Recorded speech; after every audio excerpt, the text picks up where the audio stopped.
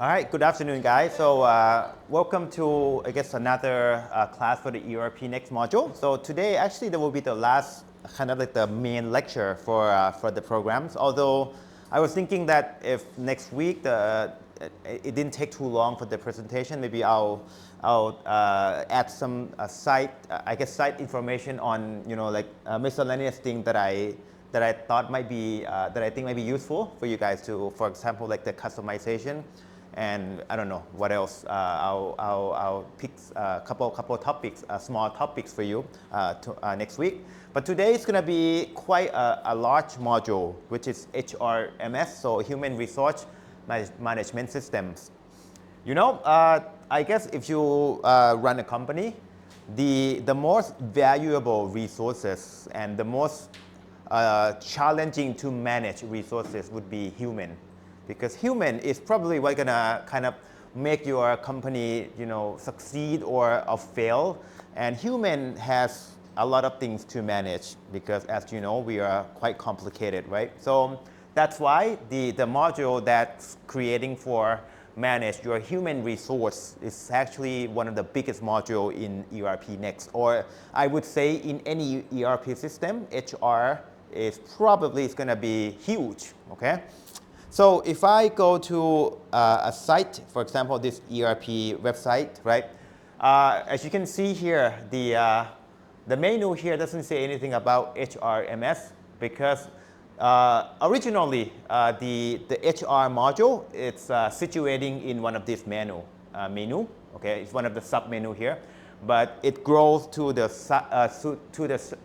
extent where it's actually better to separate it out to be a kind of like a separate application inside your ERP Next. So that's why if you want to access the human resource module, it's actually come from here. So it's, technically, this is called an app. Okay, so let me go back a little bit. So I guess I mentioned it in the first class that ERP Next is actually built on another framework, which is called the Frappe framework. So the main framework that powers everything that you see here is actually this one over here, Frappe framework. And from that Frappe framework, they built ERP Next on top of it. So that's why this is what we have been using so far for all the module. Okay. So HR used to be one of the little things in ERP Next app, right? But then it grows to be to the extent where it makes more sense to separate it out into another application inside your Frappe framework. So that's why for the newer version of ERP Next, the HR module, which is called Frappe HR, it's actually kind of like sit alongside the ERP Next. So as you can imagine that, the complexity of it become quite large. That's why the level of the module become an application nowadays. Okay, but even though it's kind of like a separate application, the data from ERP Next can be linked into HR and vice versa very seamlessly. So it's very well integrated in that sense. So you do not lose any functionality by separating the HR module out like this. Okay. Another module that is planned to separate it out is actually CRM, so Customer Relationship Management.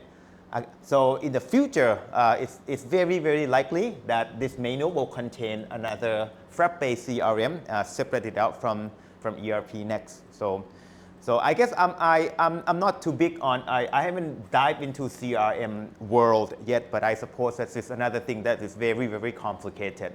So that's why the roadmap exists, okay? Anyhow, okay, so let's dive into HRMS as far as I can, conjure up all the information for you. I don't know everything, I'm not a professional HR guy, but I play with this for a bit, and I want to show you how it works, okay, to a certain level, okay. And then the link that I show you here is mostly just diagram because it's kind of too big to put into like the lecture. So I'm gonna kind of show you from this perspective, okay? Okay, so when you talk about HR, so I want to tell you about the whole structure because when you set up this thing, you have to think about how do you want to divide your human resources into like different groups and divisions and departments and things like that. So there are certain terms that will come up, along throughout the uses of the module. Okay, for example, there's a concept called branch. This one is pretty straightforward, right? So usually, typically, people separate the branches by location. So a bigger company might have the branch in New York and in New Jersey and whatever. So usually just location, but it doesn't have to be, right? Branch, right? Yeah. Again, you can also create branches like this. So why don't we just kind of go visit where it is, right? So if I go back to my ERP Next, right? If I go to Frappe HR, so I want to go to the overview section, because this is where kind of like the structure of your HR, your company is listed here, okay? So first of all, maybe I should have mentioned this. So when you go to overview, then maybe the first thing you should look at is a company, right? Because company, so let's see. If I click on my company, then yeah, I have one company, obviously. But you can also create more company, right? And then in a company, there can be many branches. So for example, you can have branches here. So maybe I'll just add one just so that we have something we can select from, okay? So I'm going to add branch, okay? And usually you just say, I don't know, main branch or something, okay? That's it, okay? From what I see so far, this one is mostly just for selection and filtering. It doesn't do anything in terms of the logic that much as far as I've seen. Okay. The next thing is the department. Okay, so the department is very, very kind of straightforward too, right? So specialized function of area or division. Okay, so let's look at the department that is already in the software, shall we? So I'm going to go back to my HR again, overview, and then let's check out the department to see what you have at the beginning, Okay. So mostly this one will mirror the module in the ERP, because ERP usually separate the function by department. So accounts, marketing, sales, purchase, and so on. And there's nothing to prevent you from adding more department, okay? If you ever have more, okay? Right now it's a good time to maybe customize a little bit, because let's say that we want to hire a new junior accountant, and then we want to manage all the activity that the new hired will do in our company. So let's check out the accounts department, okay? So I'm going to click in here. Okay, so there are a couple options you can do within that department. Okay, and I think setting things up here is actually nice, because then we don't have to set a lot of things per employee, because we just say that the employee belong to this department, and some of the setting from here will apply automatically. The one that I'm looking for specifically is actually the approver. Okay, so as you will see later on that we need some approver for leave, for I guess leave is the main thing that I want to do, but and on shift request and leave and expense and things like that. And usually if you don't set it here, then you have to set it per employee, which is kind of tedious. So I want to set it here right now that if anybody belong to this department, and if they want to request a shift, then they need to go through me, okay? Again, if they want to apply for the leave application, then they have to go through me too. But certainly you can set somebody else if you have more employee, okay? But right now we only have one user in our system, so I'm just set out the approver to be me. That's all. Again, you can also set this per employee too, so you can do fine-grained customization, but usually per department kind of makes sense, right? Okay, so that's so I said add list of approvers here. Okay, so the next thing is the designation.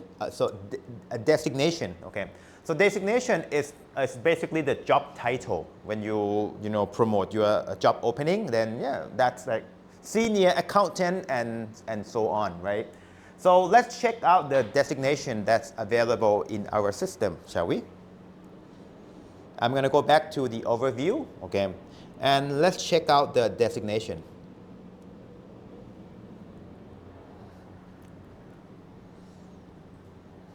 Okay, and right off the bat, there are many kind of like a default or typical job title that you can customize, right?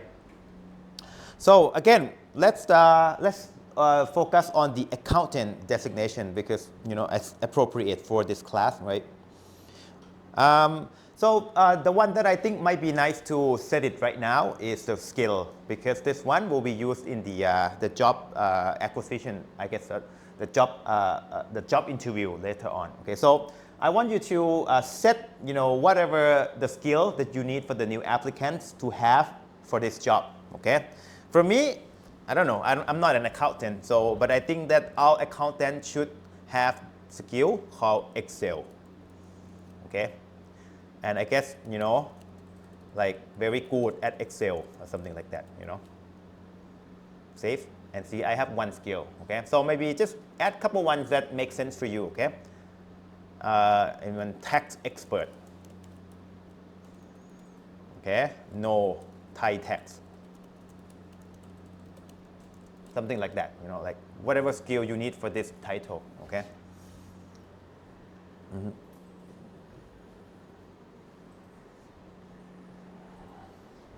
Don't forget to hit the create news, because actually all of this is another document that can be linked into performance. So I'm not going to go through the performance today, but all the skill can be relating to whatever like the employee performance and then the skill that they have and things like. So there are like this setup actually will be used later on during the employee life cycle.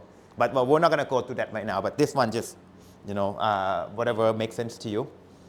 Okay, so I'm going to save it, right? Done. Okay, what else? Oh, add skill here. Okay, so next job is going to be grade. So there are many things in here. So the grade is like if you have accountants, then maybe there's many level. So typically like junior, senior, mid, senior, whatever. So maybe we'll just add a couple ones here so that there's something to populate when we actually have the employee. Okay, so I'm going to go back here and back one more time, and I'm going to go for overview, right? HR overview and grade, like that. Okay, so right now it's empty, so maybe we'll just add something called junior accountant, right? And actually the grades, what it's used for is how, the salary, right? When you got higher grades, you should get more pay. And this is another way that you can kind of set the payment automatically. So you saying that the junior accountant get this much pay, base salary, it's called base salary. And then the senior gets this much base salary. And then when you have the promotion in your company, then what this actually do is to change the grade, and then the salary, the base salary, kind of change it automatically. Okay, but in this, if you want to set that, you have to go through the salary structure, which we haven't done this now. So I'm going to skip this part first. Okay, we'll come back to this if it makes sense later on if we have time. But for now, I'll just create it. But keep in mind that this one is actually tied to the base salary. So that's the whole reason why we have the grade in the first place, right? The pay is different. Okay. So right now I'm just saved it, But if later on we have created the salary templates, then we can add it here. So whoever has this grade will get automatically get a certain type of salary structure automatically. Okay. All right. So the grade, something like that. The position, right? Okay. Okay, that's what we did. And the employment type, so this one also pretty straightforward, right? Sometimes you have part-time, you have full-time. I cannot find this menu in here, but it's something that we can set or find it from here. So employee type. Okay, so I don't know why they're not listed in here, but I can just say employee, what type? Wait, what? Employment type, not employee, employment type. Type, okay. So I'll just search it from here, okay. And again, this one, it's very, it's quite straightforward, right? There are full-time, part-time, and other things that, you know, you might want to specify for your, whoever working on your company, right? Okay, so this one you will be, I guess there will be a list that you can use, and again, you can also create more employment types if you want, okay? Okay, that's it, okay. Next up, we are going to do some light setup because this one will be useful later on. We want to do like leave management, we want to do the payroll thing, and I found that if you don't set it here, you have to come back later. It's kind of annoying. So let's do it now. Okay. So the first thing is that when you do, you know, when you want to take attendance of people, you need to know if this is a holiday or not, so that you don't mark them as the absent, right? So let's set up the holiday first, okay? So in here, we're going to go to, actually, we can go to from anywhere, but I think that should be, maybe we'll just search for it then, holiday, okay? So holiday list, okay? And for you, it should be empty. I'm not sure, because this is a brand new site, so for me, it's empty. If it's not empty, you should be fine. But I'm going to add holiday maybe this is a good time because this is a new year. So we're going to add the holiday starting from January to December this year. So I'm going to say the holiday of 2026, okay? It's going to go from January the 1st to the December 31st. Okay? And then we're going to add the weekly. So there are two things you can do. So you can add weekly holiday. So for example, maybe it's very customary for the company to have at least Sunday off. No, sorry, Sunday. A lot of the company in Thailand do work on Saturday. But typically Sunday is a day off. So I'm going to mark Sunday, right? I'm going to add to holiday. Okay, so right now, if you see the entries, then you'll see that these are all the Sundays this year. Okay, but certainly this is not the only holiday, right? You can have the local holiday. So this is kind of nice because if I go to the local holiday and I select Thailand, I mean you can select your country if you want, right? It has some pretty accurate list of local holiday. For example, for Thailand, there are Songkran, which is a mega holiday in April. You can see that it's actually the descriptions in Thai, which is kind of so I guess some Thai developer must have contributed to this module so that the Thai language comes up to you, so the description. But it's quite accurate actually.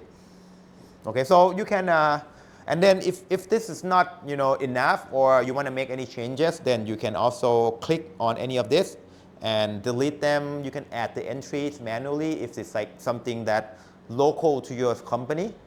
So essentially, this one will be like a template for calculating to determine whether the employee is absent or not. Okay. Okay, so I'm going to leave it like the default Thailand thing, which is like a local and then the Sunday, which is typically the case for most company. Okay, so now I got the holiday, right? So another trick that might be nice is that I'm going to add this thing to the company so that the program knows that if it cannot find the holiday, just look into the company default, okay? So from here, I'm going to search for company list, which is our company, right? So this one right here, okay. And I'm gonna add the default holiday list to be here, okay. Okay, so what this does is that in any document that needs to know the holiday, it's gonna search for different places because there are many places that you can specify the holiday, as you will see. I will point that out to you. But then eventually, if it cannot find any place where it lists the holiday, it's going to go to the company and find out here. So that at least you have a fallback you know, if the software in any particular place needs to know the holiday. So this one is a good kind of good for, fallback option, I guess. So I'm gonna hit save. Okay, and I'm done with the holiday parts. So holiday, done. Okay. Next stop is I wanna show that, you know, when you do the payroll, you can kind of set up the income tax, which is kind of always a headache for people. So let's try that out. So in order to do that, we need to set up an account to take care of the entry for the income tax. Okay, so I'm going to go to the chart of accounts, which is the place where we set up all the accounting stuff, right? So chart of accounts. Okay. And income tax is something that we, as the company, we withhold it from the employee. So we have to pay back to the government later. So this is not our money, it's the government money. So I think it's probably going to make sense if we put it in the liability because we owed government money. So I'm going to put it into the liability, okay? And then current liability and duty and taxes. So right now for the brand new sites, we only have the VATs, okay? But so I can add a new one called the income tax, for example. So I'm going to go to the duty and tax, right? And then I'm going to add child. And this one, I'm going to say income tax. Okay? And the account type should be tax.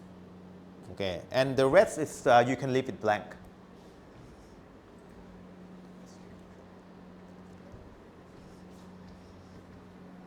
Yeah, again, a lot of setup for HR. That's always the case for this system. No matter where you use, it's a lot of setup. So create new. Okay, so right now I have, in addition to VAT, right, I have income tax ready for this particular process. Okay. Okay, next up, I'm not sure why, but this one just came up recently, meaning that there is an account that's called payroll payable, which I mean it's already there. But for some reason, for the new version of ERP Next, it's the option is set incorrectly, and it prevents me from submitting the payroll. So we have to fix it a little bit so that our payroll process is smoother. Okay. So I'm gonna go to payroll payable. So it's gonna be under the account payable, and I want you to edit this one. This account is called payroll payable. So essentially, this is the money that we owe our employee when we need to pay out the salary, okay? So this one, if you edit it, you can click here and you edit this account. For some reason, this one needs to be type payable. Right here. Right here, okay. So can you help me set the account type to be payable? So this one, this fix is not required previously in the previous version. For some reason, the newer version, this one's gone. So I got some problem when I experiment with it. So let's, and I'm sure that in the next version, people are gonna find this and they're gonna fix it later. And that's again the open source software. So you kind of have to wait for the developer, people to catch this, and then they'll report it. Or you can report it yourself if you know the system. You can certainly help them too if you're capable of help them. Okay. Okay. All right. I'm gonna hit save. So you have to hit save too. Okay. All right. So as far as I'm concerned, these are the things that I want to set up. There might be more because there are always little things that I've missed, and you'll see it's quite the detailed system. Okay. All right, so we can start our journey, which is recruitment. So let's say we don't have anyone in our company. We want to hire the accountant. So first, we're going to do the recruitment, okay? And you know, the process is kind of listed in the HR, and then under the recruitment kind of sub-module. So I'm going to go to this particular sub-module, recruitment.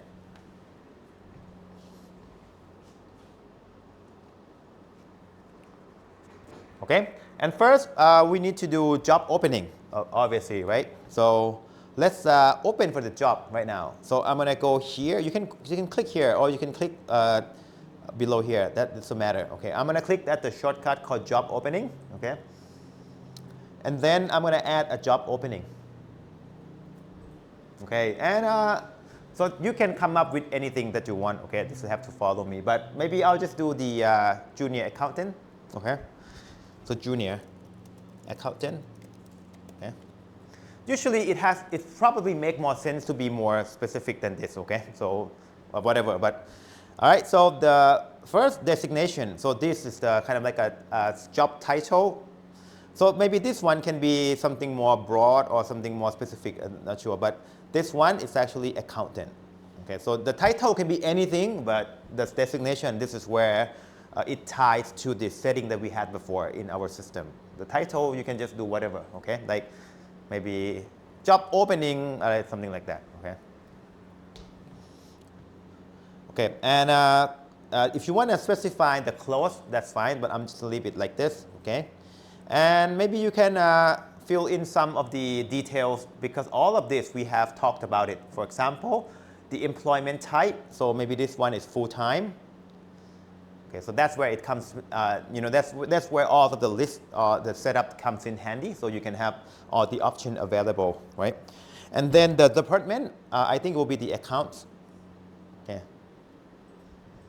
Again, if you set it as the accounts, then all the setting in your department is going to be applied when this guy, I don't know, whoever this is, going to come into our company. Okay.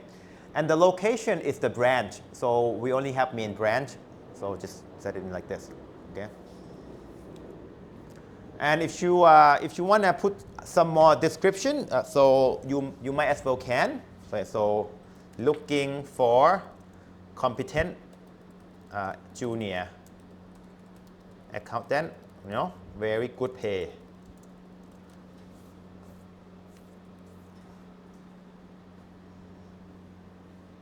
Okay.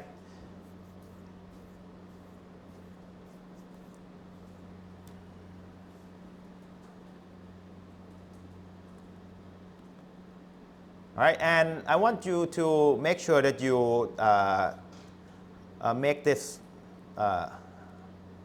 enable. Okay, can you select this one too? So as you can see that this one is particularly useful if you want to kind of like hosting yourself. Okay. And now if you're ready, can you save?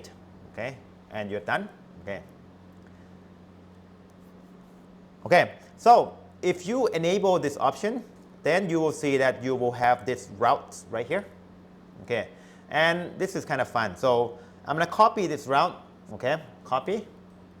And I'm going to set it here for a bit. So I'm going to open my notepad, right?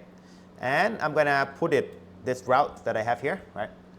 And then I'm going to actually copy my link, my main link to the program, and put it in front of it, like that. So notice that the first part is where this is from the main URL, right?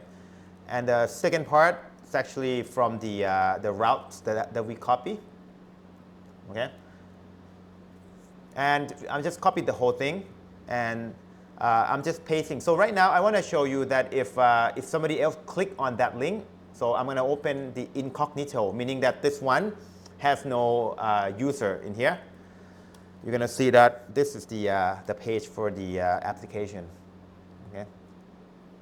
So I just want to simulate, like, whoever clicked this link, then will, like the guests, right?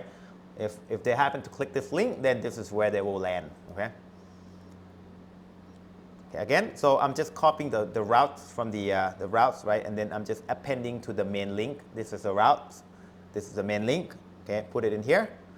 Then we have the place where we can, people can actually apply. So why don't we apply now? So let's just simulate, people apply to our sites, our company. So I'm going to hit apply now.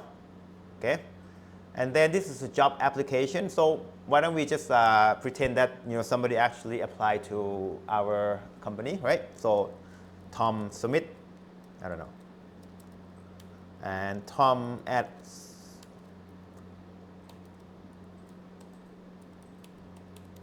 okay, country, Thailand. Okay, cover letter. Okay, please hire me. Yes. Okay, and resume link, just fill in a couple, just, oh. Okay, something like that. Okay, and expected salary. So this guy want the salary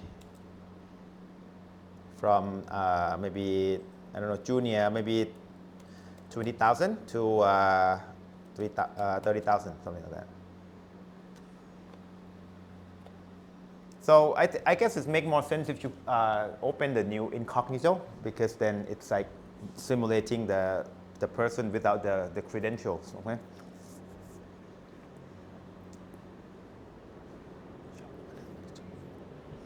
All right, and if you're ready, you can submit your job application by hitting submit here. You're done. Okay.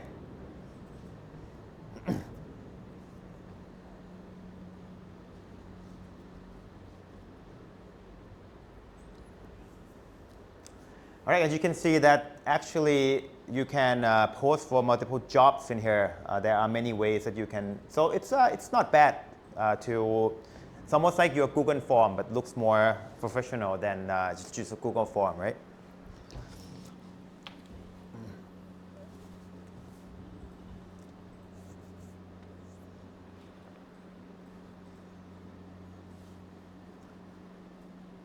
Okay, if you feel like, you can also apply for another one. So I'm going to stop for just one applicant now. Okay. Okay. So I'm going to close this one, meaning that I'm done, right? So people apply to me. Okay.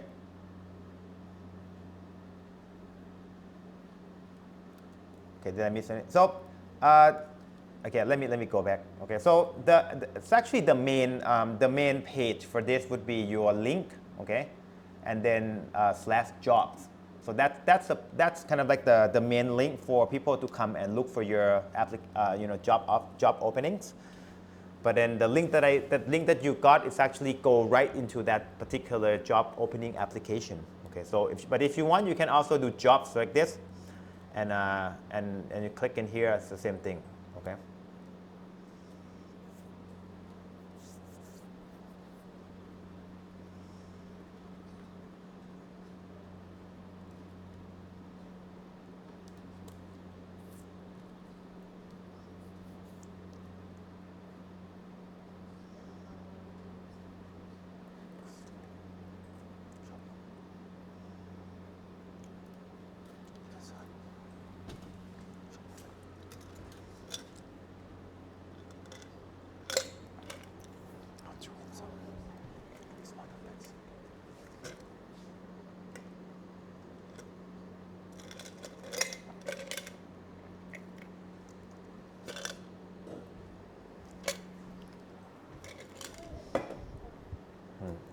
Can I help you? There's some discussions in here.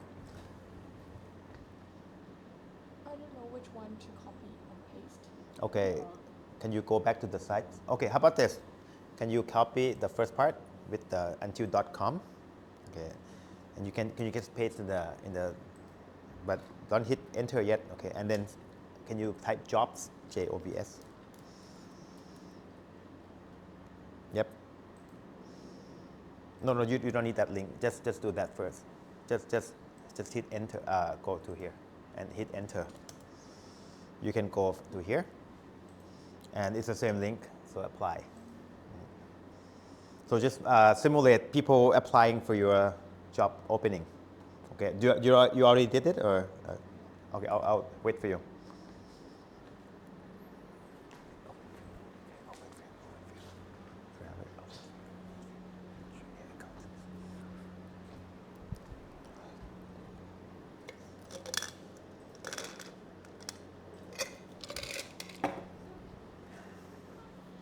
Okay, so this is for the guests, right? But for you, as the admin, then what you want to see is the actual application, right? So I'm going to go back to my site, right? And I'm going to go to recruitment again. And now we should have the job opening. Job application. You have this one. So if you go to the job applicants, you should have the entries. So this one is from the submissions. Okay, so if you don't see this one, I can wait for you to fill in the job form. Okay, so if you go to job applicants, because we need this guy to we need to process him further. Okay. Okay, you good? Okay. If you're good, then we can move on to the next process, right? So the next process is, okay, so we want to, so we got job applicants now. So we got job opening, right? So we create the job opening. We got somebody who applied, so we got job applicants, right? So the next part is, you can also accept him right away, but usually there will be an interview phase, right? So I want to kind of mimic that process here. So before you can do interview, then there are certain things you have to set up first. So first, let's do interview type, okay? So I'm going to go back here, and there should be something called interview type. So recruitment, interview type, okay? And this one, nowadays we just Zoom. So Zoom, I don't know, Zoom interview or something like that. So you can say like in person, you can do call and Zoom and things like that, right? Okay, so yeah, Zoom. Okay. And from the interview type, we're gonna go for the rounds. Okay, so usually the round is like you have like this month, we're gonna do this round for the accountants and things like that. So like a period of this particular interview. So that's called the rounds. Okay, so I'm gonna go back to the recruitment and then interview rounds. So next job, next stuff in here. So it's kind of an order in this way, I guess purposefully. Okay, so go to the interview round and just add the round name. So this one just say like, accountant round 1 or something like that. So whatever. So like this period, we're gonna do this round for this particular job applicants, okay? And now we can have type, okay? So I guess if you have like in person, if you have call, you have Zoom, then something that you can specify here. But right now we have Zoom, right? And also interviewer, so who's gonna interview? So right now we only have one guy in our system. So let's just be this guy. So which is gonna be us, it's gonna be me, okay? But you can also have more interviewers, okay? And again, designation, this one, since we already know that this round is going to be for the accountants, so it's going to be for this designation. And right away, you can see that this is where you specify the skill at the designation. So essentially, this is a job title, right? And then these are the skills that you're looking for. So during the interview, that's what you are going to assess your job applicant with. Okay, so I'm gonna see if I can, determine how good the Excel and tax skill my job applicants are. Okay, so with that, then you can. Oh, and another thing. This one is kind of, I don't know if you need it, but you can say expected average grading. So maybe like if you 3 out of 5 star, then we're good to go, something like that. So. Okay, so we have the round, right? We have the round. So next job, we're going to do interview. Okay, so it makes more sense to go to the job applicant first, because usually you want to interview somebody, you start from that person and you interview him, right? So we are going to go back to the job applicants, although you can do it the other way, it doesn't really matter. But for me, it makes more sense to go to job applicants first, okay? And then I'm going to create the interview. So I want to interview this guy. So I go to him and then interview, create the interview. Okay, and then I can choose the round that I want. So this round 1. Okay. All right, and then a lot of things will be populated automatically. Like the name and the designation, resume. So it's kind of nice, right? And then the interviewer, which is us, which is me, right? So what we have to do at the beginning is actually to schedule. So here's the thing. So I want So I want this guy to be in our company starting working this year so that we can have him, have the shifts and attendance and everything. So let's pretend that this is actually happening in December. So we're gonna kind of do it in the past, which is kind of not, not the most straightforward way to do. But let's imagine that we do this in December. So I'm gonna schedule him on maybe this somewhere in December 2025. So maybe like, some in December, basically last year. And time, doesn't really matter, just pick the time from, like 8 p.m. Yeah, something like that, to 9 each. Okay, doesn't really matter.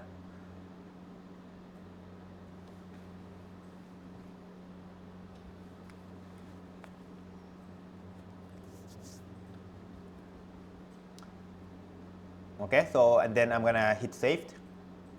Okay.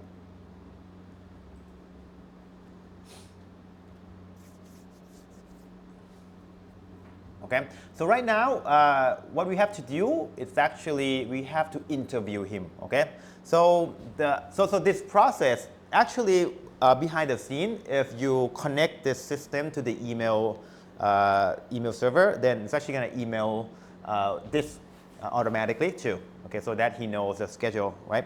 And then you schedule the interview with him, and then you report what is the feedback of the interview. Okay, since we are the interviewer, because we just somewhere in here that said right here. Since the interviewer is us, so from our account, right, we can also submit the feedback, which is the button right here. Okay. So if another user log in, even from the HR department, and they're not the interviewer, then this button will not be visible to them. So it's only visible to the interviewer that we set. So since we are the one, then we can submit the feedback. So we Zoom with him, and then we report what the findings. Okay, so let's submit the feedback for this guy, shall we? Okay. And again, since we already know, the skill that we want, then we can, assess the skill for this particular guy. So I want to say that he's pretty good at Excel, maybe not as good as the text. Also give him some star, right? And the result, so you want to clear or you want to reject? So let's happy path, right? We got a good guy, so we're going to clear him, okay? All right, and you have any feedback, then, really good at Excel, something like that. Just give him some feedback, okay?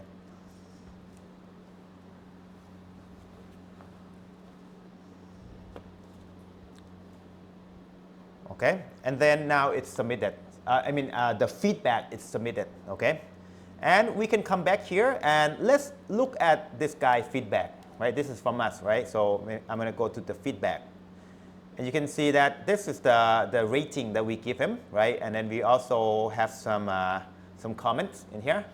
And you can imagine that you can have multiple interviewers, and then all this, the feedback from each interviewer will be summarized in this page, including, the average results and also all the comments in here. So then you can make the decision. Okay, so these are just the feedback, right? But I guess the boss has to make the decision whether you want to clear this guy or not. Okay? So let's do this. So this is the decision. Okay, so what you want to do with him after all the feedbacks that you got from each interviewers. Okay, so let's make things easy, just clear him. Okay, because if you reject them, you have to start from the beginning, right? So let's clear. Okay, clear him. And now you can submit. Saved, okay, and then submit. Okay, and then once you submit it, it was asking you if you want to mark the status of that job applicant. Remember, you have job applicants and we interview him. If we clear the interview, then that means that he got accepted, right? So it was asking me that if do you want to, to change the status of that job applicant? Yeah, I think makes sense. Let's do it.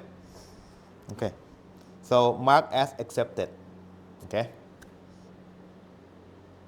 So at this point, we have done here, right? And then we have job applicant that has the status accepted. So right now, if I go back to the recruitment and I go to job applicants, so right now you might be wondering like why I don't see anything, but keep in mind that this one is filter.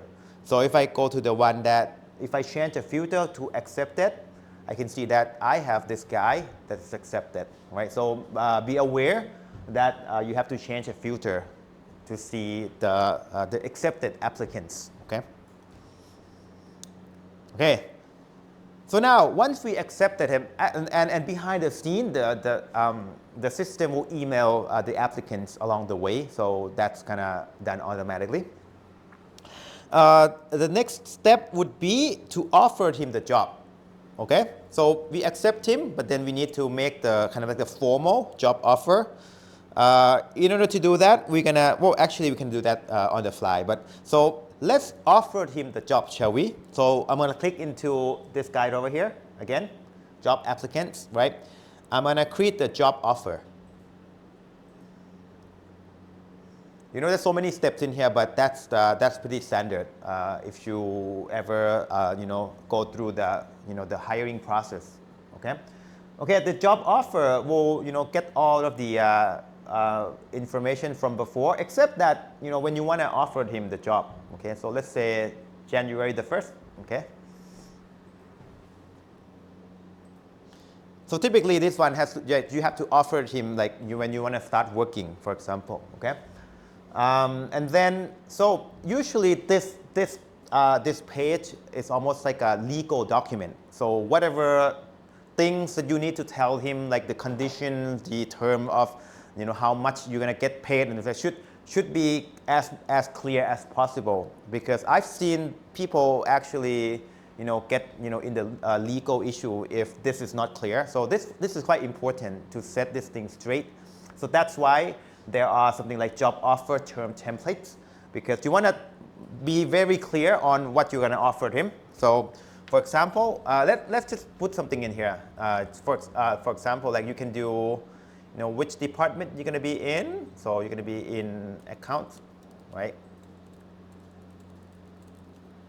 Okay, and then what is the benefits you're going to have, something like that, something like that. Okay, leave per year, something like that. So these are some of the like initial kind of like things that you can set or offer him, right? And also there are terms and conditions if you want to be really, really detailed and, you know, have like a legal statement of some sort for to protect your company from like future suing and things like that. This is where you put all the legal stuff in here. So it's kind of important as I talk to a lot of company that has problem. If this part is not clear, then it's a lot of headaches later on. Okay, so but anyway, just please do not be late. Something like that. You know, it's kind of, but you can do. And certainly you can put into the templates. So this is where the you know, if you have to do this a lot, then you create a template and it will be filled in automatically. Like the template for the terms and conditions, the template for the job offer term, things like that. Okay, but let's just type it in for now, which is fine. Okay, so save. Okay. All right, and again, it will email the applicant with the I guess the information. And I believe, I'm not certain 100%, he can have the link to accept it, and then it will come back and then accept it automatically. I believe, I never tried it, but I think that should be the case, right? But if not, then we can always set the status ourselves. If we, you know, contact him and we know that he's going to accept this job offer, then we can put change it ourselves. You know, but again, I believe that the applicant can click at the link to accept it automatically. Okay, but we'll just set it to be accepted for now. Okay, this is for like a manual process here. Okay, and then we are going to save and submit. So that means that we got the we got the employee now. Okay. All right, so what's next? Okay, we put in job offer, he accepted. So the last thing we're going to do is that we're going to create this guy as our employee in our system. So right now, he's just the applicant. He's not the employee yet. So we have to create the employee that has his name on it. So it's a different entity. Applicants go into employee. Okay? And in that case, we can do it very easily. So I'm going to, sorry, did I go too fast? So there's a button called Create Employee in here from the job offer. So we can just create them. Okay? And this is the place. So if you don't want to go through the recruitment from the system, you can do the recruitment stage outside the system, and you fill in your employee later on from this page. You can do that too. Okay, and that's where maybe a lot of company choose to do. Okay, but I just want to go through everything from the system. Okay. But right now, since we already have his information, so we don't have to fill in anything else except for the gender. So we never asked him. So let's do that. So male, right? And I'm required to specify the date of birth. Okay, so let's do just that. Just pick a date. Okay, and then date of joining, it will be the January the 1st. Okay. The rest is okay, all right? So, and here it's, I guess we have to, if you can be more specific here, then that's good, because now a lot of the setting will come automatically. For example, the department, I think this one kind of important. So I want him to be in the accounts, okay?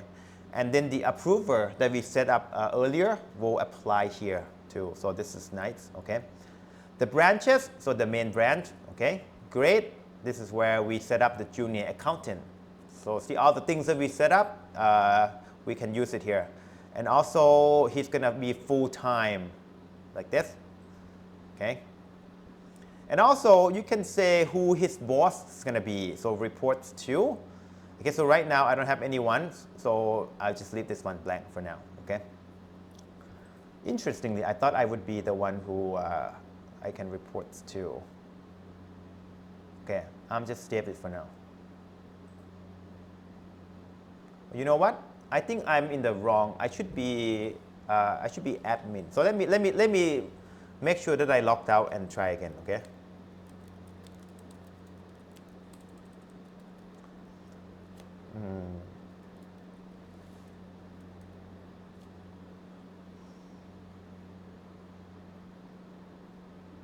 Yeah, that's it. Wait, nope. That's, I don't think he should report to himself. So that's fine. Okay. So since I don't have any employee in my system, so I nobody to report to. So we'll just keep this blank for now. Okay. So we're gonna hit save. Okay. And right now, if you go back to the employee list, you can see that we have our first employee. Yay. Okay. Again, you can access this page from many places. For example, like overviewed, and go to employee too. That's also another way. Okay. Like this. Okay. And there's nothing preventing you from just adding new employee like this. Okay. If you don't want to go through that recruitment, then you already have the employee in your system. Then yeah, just feel free to just add it here. No, nothing wrong with that too. Okay. Okay, so a couple of things that I want to mention is that after you do this, then there are many things that you can add as the kind of like the data sheets for this employee, like address and things like that, and then also the attendance, salary, details, profile, exit, and then connection. So there are also a good way to store your employee information in here too.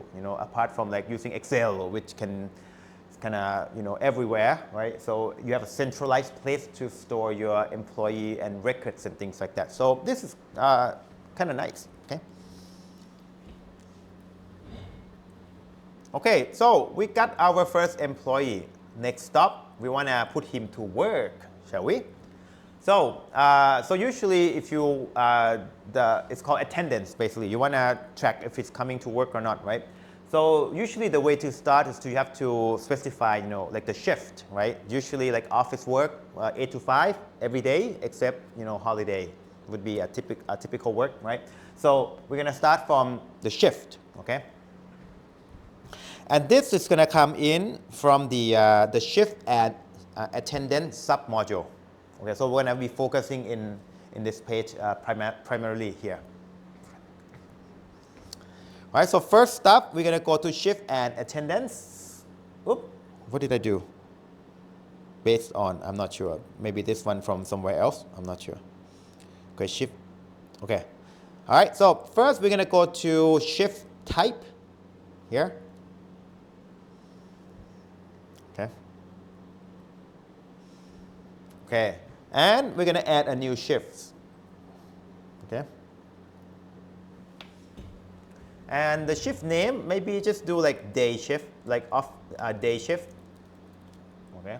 Or like you can do like office day shift if you have day and night, or afternoon, evening, or something like that. Okay.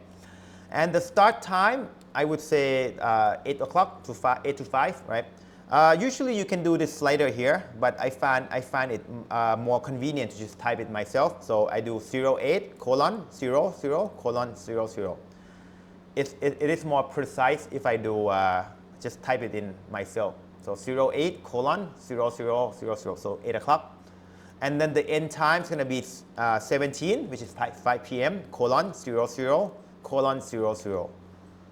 You know, because if you use the slider, then like that second slider is kind of annoying. So I just type it in myself. Okay. All right, I just hit save, and I already have the day shift. Okay. All right, so the next step is once we have the shifts, then actually you can even do the shift location, but that's I find that doesn't affect anything much except from like filtering. So I'm gonna skip it. So once you got the shift, then you have to assign the shift to the new employee. So we're gonna do something called the shift assignment. Okay. So I'm gonna go back here, and I'm gonna go to shift assignment. Okay, so usually the order of things kind of go from top to bottom, right? The way that you have to set up all the information. So I do shift assignment, okay? And in here, I'm gonna say that this guy, the only guy I have, right? He gonna be doing the day shift, okay? Starting from January the 1st, okay? And usually if you want location, then you can add in location, but we're gonna skip them for now, okay? And the end date. So this is something that you can decide by yourself. So if you don't put in any end date, then he got this shift forever. But if you know that it can change in the future and things like that, then maybe you can do like a monthly assignment if it makes sense, right? So maybe I'll do just the whole month, okay? So he's gonna do this shift from 1st to the January 30th. But you can certainly just leave it blank and then we just continue forever, okay? Hit save, okay, and submit, okay? So right now, this guy got the shift, right? And usually people, sometimes, for full-time job, it's usually this is all we have to do. But just for part-time, it's really quite challenging because sometimes you switch the shifts around and you trade for other people and things like that, and you change location. So Frappe HR offer another specialized view for managing the shifts. Okay, so you can do this. You can do something like this.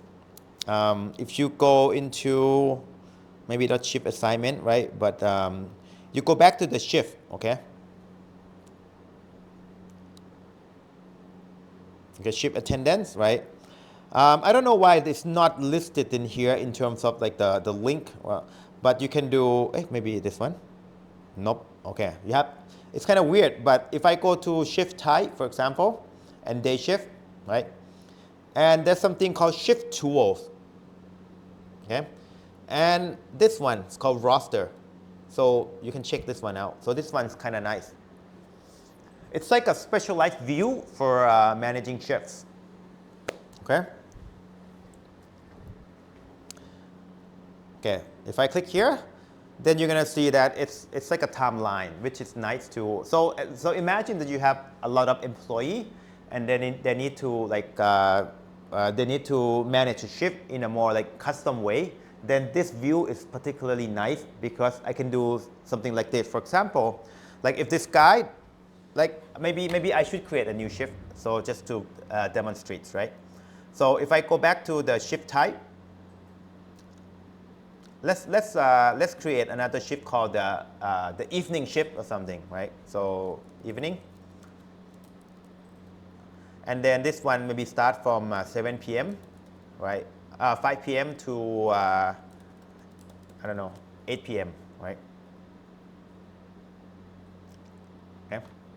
So I have two shifts, day and night, day and evening, right? And if I go to this particular roster page, then I can manage the shift for this guy. So for example, it's like Monday. For Monday, I'm going to delete his shift. Okay, confirm, right? And I'm going to add a new shift. So this guy will get the evening shift for Monday. Something like that. See, you can kind of make a changes like per individual day from this page. So it's kind of nice when you have a lot of like a part-time employee and they have to switch around the shifts. Then this view is pretty cool. And but for office job usually it's just the same thing all the way all the time, right? So that's not as important, right? Okay, so I'm gonna change it back to the day shift, okay? Because I want the attendance to be more uniform. So let me just remove his shift. So I don't want him to go on evening shift anymore. So I'm gonna delete it, okay, for today. And I'm going to add the day shift back to him. Okay. There you go.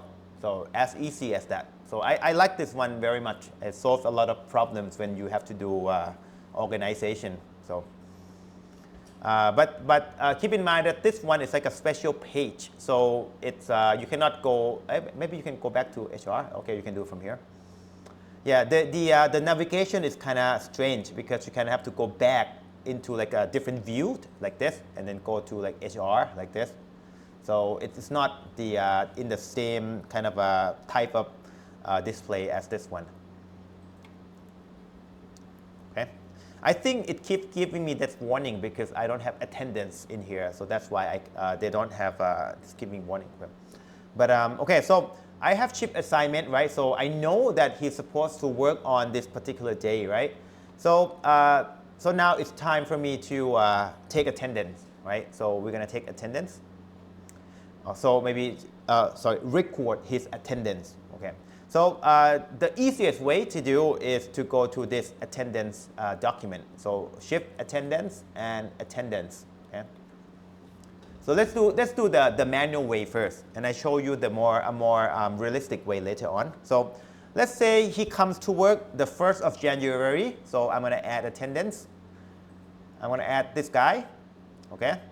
And I'm going to say that he's going to come to work. He came to work on the 1st of January, right? And the shift is called day shift, okay? And then saved, and then submit. Okay, so essentially I'm just adding the name, the shift, right? And whether he's present or not, right? And that's it. Right now you took attendance of this person, right? And if you do that, and then once you go back to the shift and attendance page, I think it will start showing some information now. Wait, filter based on month. Okay, so maybe I have to select the filter set. Yeah. See? So right now I have the kind of like the information for the attendance for this month. So somebody come to work, something like that. Okay. So as you can see that I have to do this one by one. That's kind of tedious, right? So a better way would be for me to go to the attendance and then maybe do things multiple days in a row if needed. So there's a button called Mark Attendance in here, which allows you to mark attendance on multiple days. So if I choose this employee, then I can say that he came to work every day, starting from the 2nd to the 8th. Okay, so this is quite nice, right? So, but I'm gonna do this. I'm gonna actually just tick a couple more. So I wanna save this for another methods. Okay, so I wanna do the 2nd, the 3rd, and the 4th. It's actually I'm gonna mark it from this interface. I'm gonna mark it as present. Okay, and it's gonna be the day shift again. Okay, there you go. And see, I have more records of his attendance. Okay. And again, if I go back to this view, then I can see that there are the graph kind of changes now. Okay.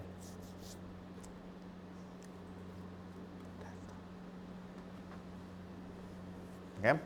But in reality, you are not going to do this, because as you can see that this is too tedious, right? And if you have like 20 employees, this is going to get really, really time consuming. So the best way is actually to use the biometrics devices, right? Usually you scan your fingerprint on the check-in and check-out. So that's probably the standard way of attendance, right? And in order to do that, you have to do some connection or some integration between your. You have to set up your fingerprint scanner to send the data to ERP, and it's not hard to do. Although you have to inquire the manufacturing specs on whether how to. So it depends on your devices. But most nowadays, the device can connect to the internet and then send the data to ERP Next. Usually there is no problem unless your devices is not connected to the outside internet, and then that might be a problem. But if your device is connected to the network, the same network as this system, then you can certainly do that. Let me show you how we set up, though I'm not going to set it up for you because I don't have it. But usually you go to the employee, and there is a setting called the attendance. Okay, and this is the place where you set up your ID. So normally when you do set up your devices, you're going to say like this fingerprint has this ID in it. Let's say like 1, 2, 3, 4. And then if you put 1, 2, 3, 4 here, and once your device send the information to ERP Next, then it's going to filter out all the fingerprint except for 1, 2, 3, 4, and then record that as the check-in information. So this is how you link into the system. Okay, I'm not going to do it now because I don't have the device with me. But let's imagine that you set this fingerprint machine and then send the information to ERP Next. Then what's going to happen is that you're going to have the check-in information. So this part in here. Okay? So you're going to have this check-in information coming in, every day. So let me just demonstrate what's going to happen. So let's imagine that okay, so let's see. I have the attendance from to the 4th, right? So let's say from the 5th, 7th, and 8th, right? I use fingerprint system, right? So, and this guy just do the fingerprint check-in and check-out. So let's imagine what's going to happen, okay? So I'm going to go to here and check-in. That's going to be the information in here called employee check-in, okay? So normally this page will be populated automatically by the information that come through the network. Okay, but let's just but since we don't have the device, we have to do it ourselves. So I'm gonna simulate that information. So I'm gonna add employee check-in. Okay, so this guy, so he scanned the finger on the 5th. Right, I think it's the 5th, right?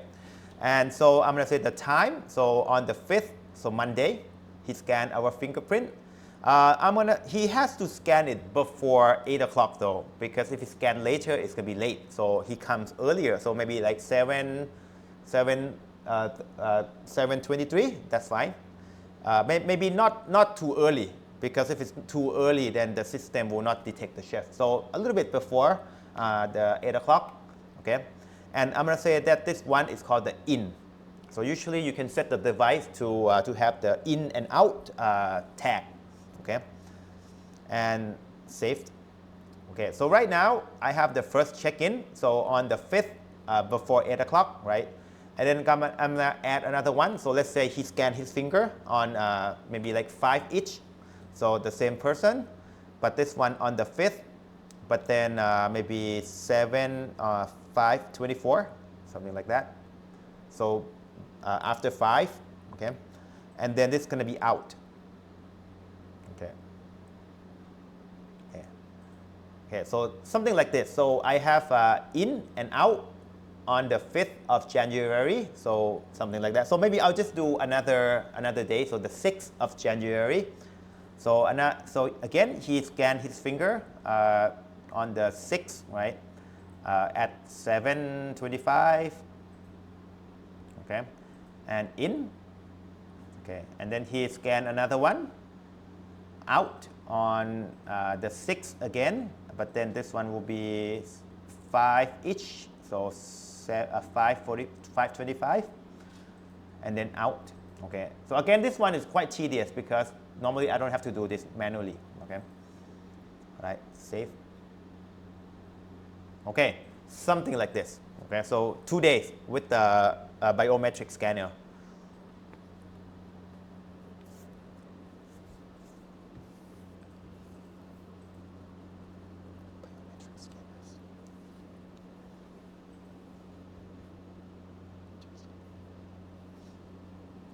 Okay, so next stop is that I have to go back and set my shift a little bit so that they know that the attendance is going to be marked automatically. Okay, so this part you have to go back to the shift types again. So I'm going to go back to shift type and reset and put in additional setup. Okay, so let me go back to shift and attendance, and I'm going to go back to shift type.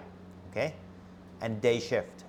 Okay, so this part is kind of complicated, so I don't require you to do it, or if you feel free to just kind of watch me through the process, because usually you set it up and you forget about it. Like you don't nearly have to remember how to do this, right? But let me just show you how it works per se. So normally, if you don't do anything, then this shift will not be automated. The attendance will not be automated, but you have to do this called auto attendance. Okay. So I'm going to enable auto attendance for this particular shift, right? And there are tons of settings that I can do, just because there are many ways that you can determine, who's coming late, like what shift this is going to be, and is this going to be in or out. So there are many kind of fine-tuning options you can do, but I'm going to leave it as the default, right? The only thing that I'm going to do is that I'm going to do this one. So the last sync of check-in. So this one, it's actually telling the system that there are, this is the time that I'm pretty sure that the data is correct, okay? So I'm going to say that it's the 7th, okay?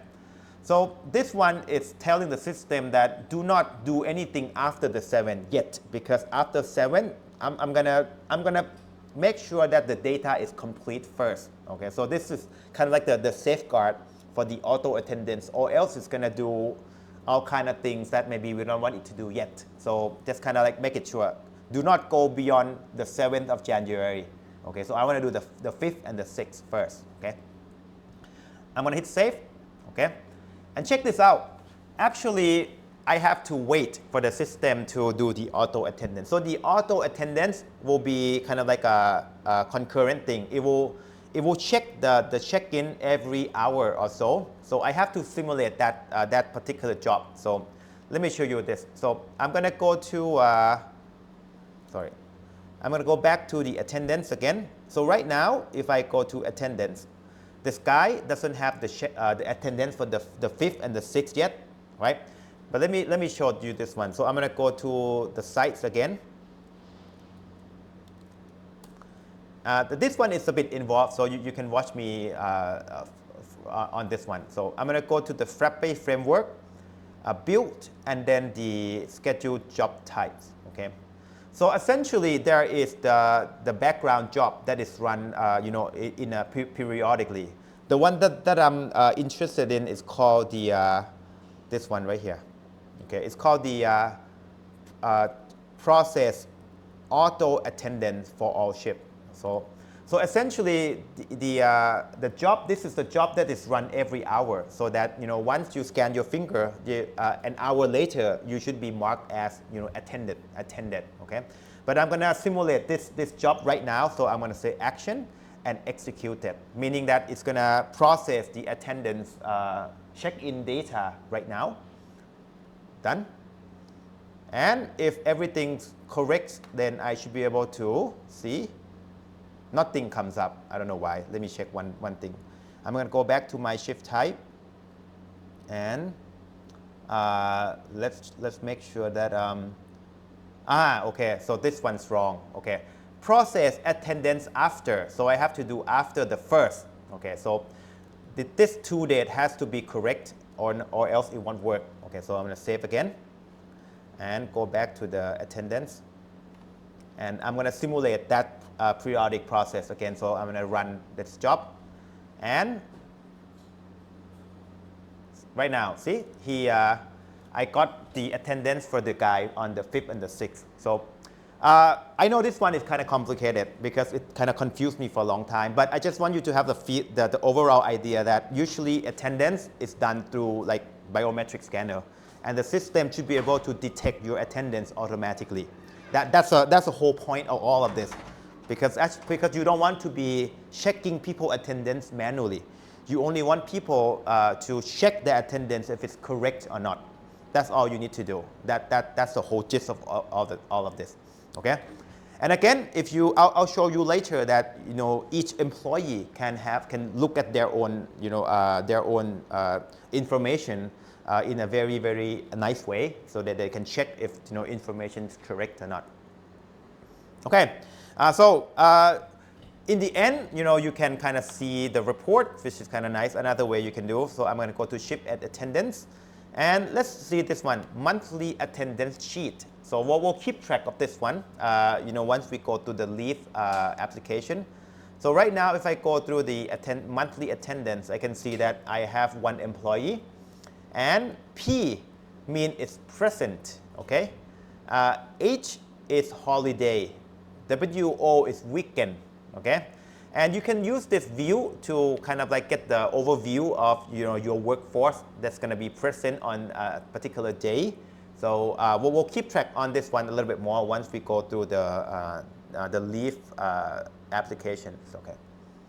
All right, so let's take some 10 minutes breaks and come back for the remaining of the things that we have. Okay.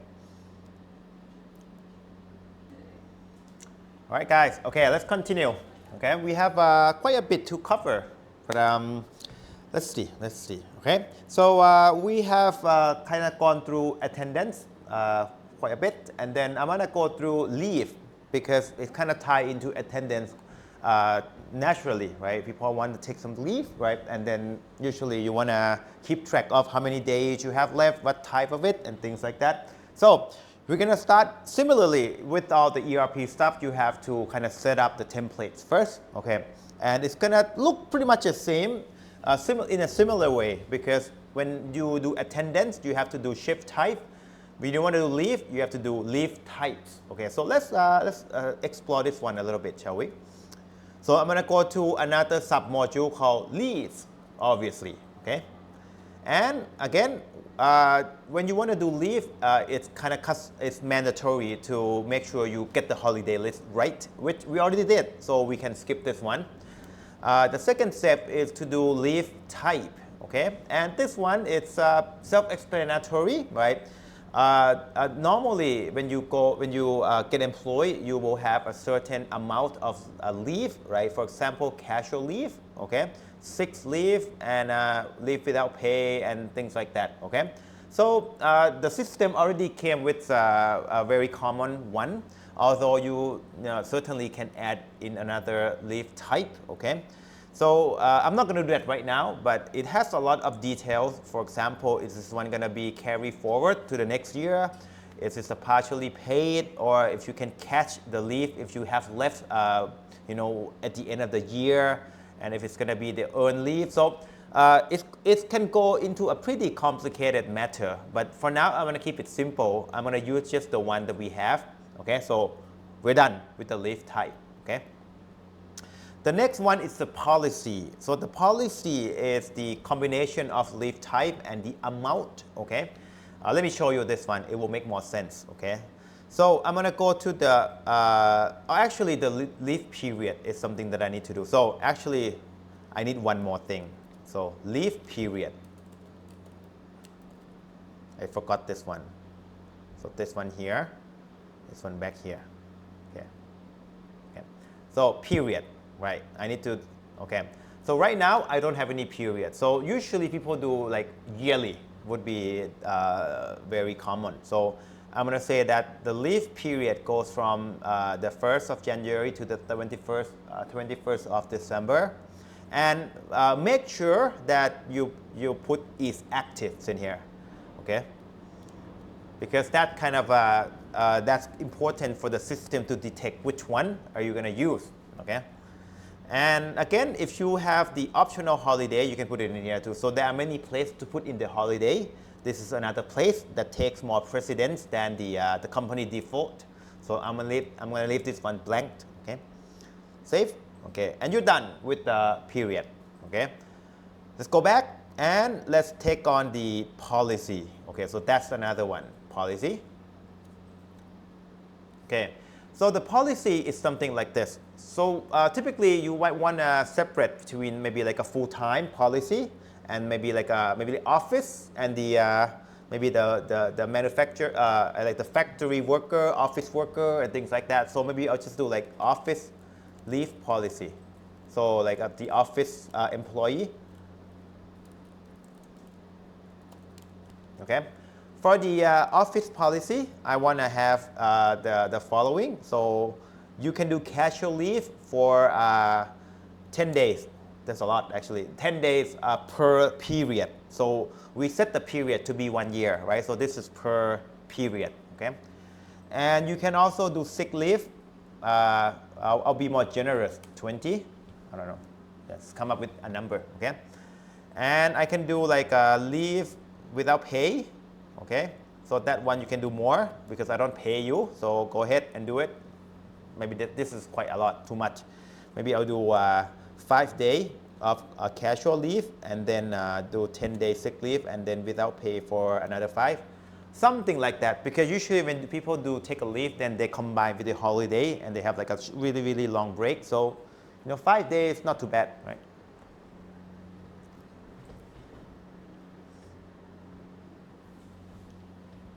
Okay, so let's just save it and submit.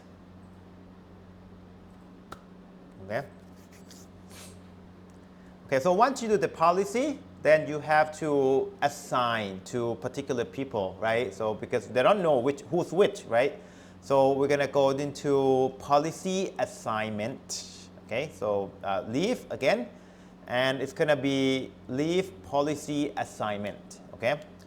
And there are many ways to do because this one is the most manual way. So you do one by one. But usually if you have a lot of employee, then there's another way to do in a more like systematic way. But this one, the simplest way, I guess, do it manually. Okay, so this guy, this person, Tom Smith, for me, will have this particular leave policy, which is the office, right? And it's going to be based on the leave period because I want him to have this particular allocation for the whole year, right? And which year it is, I want to say this year. So this one, which effective from January the 1st to December 31st, something like that. Although you can do another way, which is from the joining date. So everybody will have a different period, and that's kind of complicated. So keep it simple, so everybody get like a yearly leave allocation, okay? And then I'm gonna hit saved and submit, okay? Done, okay? So I already assigned the leave to a certain person, right? So right now, if I, so if I look at the summary, then I should be able to see the allocation happening, right? So, and that way I can go into employee, either the leave balance or the leave balance summary. So maybe I'll just do the leave balance summary for now, just to show you that once we do the assignment, then we can see how much each person has left, okay? So for example, this guy right here, so he has this many days left, for example. Okay, so if you have a lot of employee, then it's, you can kind of filter things out by department and things like that. You can inquire things for each person, okay? I guess that's another way to do. It's called the leave balance. So this one is more in a more like another way of showing the information. Okay. Again, so we got the allocation. So we want to so then the employee, if they want to take a leave, then they have to apply. It's called the leave application. Okay. So let's simulate this part a bit. So I'm still at the leave submodule, and I'm going to use the leave application. Okay, so let me click on this one. Okay, and again, in reality, this leave application, it has to be filled by the employee. Okay, so I haven't shown you how to do it yet, but right now let's just say that there is a leave application, but we created it. So normally we should not create this one. It's going to be the employee who created it. But this one just for the demonstration purposes, okay? So I'm gonna create a new leave application, and then this employee is this guy right here. And right away, you can see that the system can pull in the allocation and the remaining leave that he has left. So this is particularly nice, right? And now let's just give him some leave time, shall we? So I'm gonna do casual leave. Like usually it's going to be the employee who do this, okay? And again, from date, so we can say maybe from the 15th to the 16th. So he's going to do casual leave, right? And right away, you can do, it's going to count the number of days, right? And then this is the balance before application. So he can do this one because he have more than he is requesting, okay? And reason, okay, travel and things like that, just fill in something, okay? And right away, you can see that the approver is me, okay? And the way that the system is going to do is going to send me email, and then I can have the link to approve or reject, okay? But since the system is not connected to the email, then I have to do this manually, okay? So again, I can hit saved, okay? All right, and again, it was asking me for like email template because in reality, it's going to be done through like email, okay? And so right now, if like in reality, if I approve through the email link, then this thing is going to get approved automatically. But for now, we have to do it manually by just saying that the status is going to be approved, reject, or cancel. Okay, so we have to do this manually. So I'm going to say I'm going to approve his application, and I'm going to hit save one more time. And I'm going to hit submit, okay? There you go. Again, it's asking me for email template because it can send email to the employee that your application get approved and things like that, those standard stuff, okay? And once the leave application is approved, then I should be able to see his balance reflecting the, whatever this thing is, right? So let me go back to my leave, right? And I go to leave balance summary. Or maybe this one is to the first one, okay? So if I go to the first one, I can see that he has 5 allocation, right, for the casual. And then he has already taken 2. And so he closed with 3, something like that, right? So it's already taken care, recorded in the system, right? And even better than this, I go back to my attendance, okay? And then I can see right away that there is something called the leave appearing in here, okay? And I can even go through the another view that I like, which is called the monthly attendance sheet. So shifted attendance and monthly attendance sheet to see what happened in my workforce, okay? So I go to the attendance sheet, and I can see that for this guy right here, for the whole month, he is already present, throughout the year so far. But then he's going to take some leave on the 15th and the 16th with the L. So then again, this is kind of nice because I can see like overview. For example, like today, in particular day, like how many persons gonna come to work. And it's not bad to see this thing in advance to plan things accordingly, okay? And again, you do have, like as an admin, you do have the ability to like cancel the leave application and reject things if you want, and you can adjust things manually if you want. But typically, we've done this through email, okay? All right, so why don't we just create just another application just to kind of show the whole thing one more time, right? So I'm going to go to the leave again, right? And then do another application. This one, this guy again, right? Maybe I'll just choose another one, like maybe sick leave, okay? And then from, usually the sick leave, it's like doing, in the past, right? But this is kind of weird because you don't know when you're going to be sick. So, but the system allows you to do the sick leave in advance. So yeah, it's kind of weird, right? So I saved, right?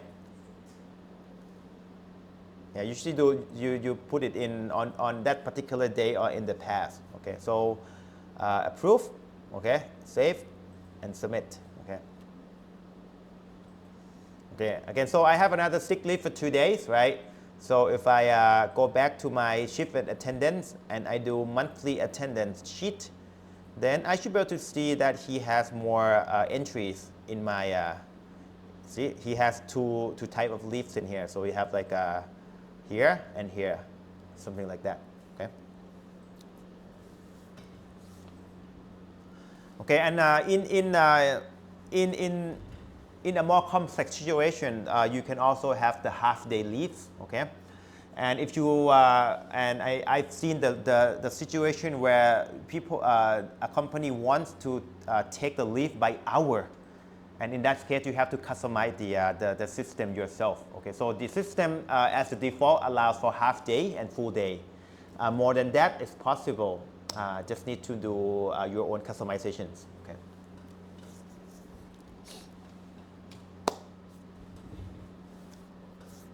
Okay, so attendance and leave, right? So another kind of like the big thing that I want to show you is the payroll, because in the end, right, after he worked for us for the whole month, right, we want to pay him, right, depending on which day he comes in, how many days he come in during the month, and with another stuff that's, for example, taxable income and benefits and things like that. So there are many things that constitute like how we're going to pay a person. And obviously, it's going to be tied into the accounting, right? That's because, that's accounting for you. So maybe we'll just explore this one as the last kind of sub-module in HR, okay? So for example, if I want to pay someone, I need to figure out like what is his salary is going to be composed of. So the first thing that we're going to have to do is called the salary component, okay? So like, what is his salary composed of, like which item, okay? So let's explore this a little bit, shall we? We're going to go to the salary and payout.